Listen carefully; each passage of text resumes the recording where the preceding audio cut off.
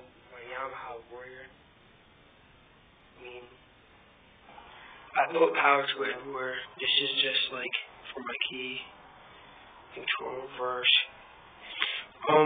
When I bought it, it didn't come with lights or anything. So,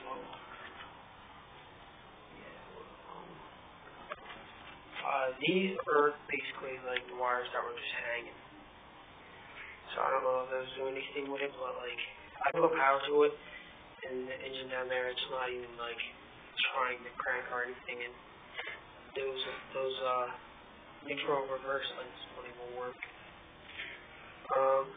Clean the carburetor.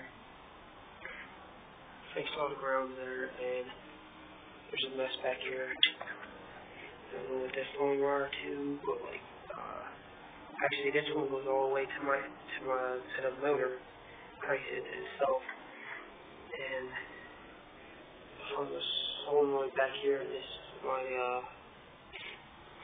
let's see, this is my positive. This is my negative. Or rough where it's confusing.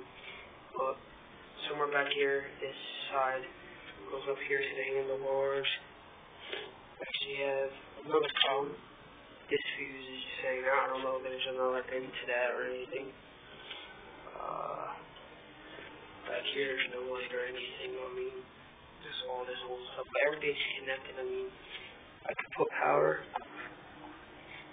to both of these, nothing happens. To both of these, nothing happens. I can put power to these. And like try to like jump out this solenoid and then nothing happens. I mean, no problem, just like hit me up.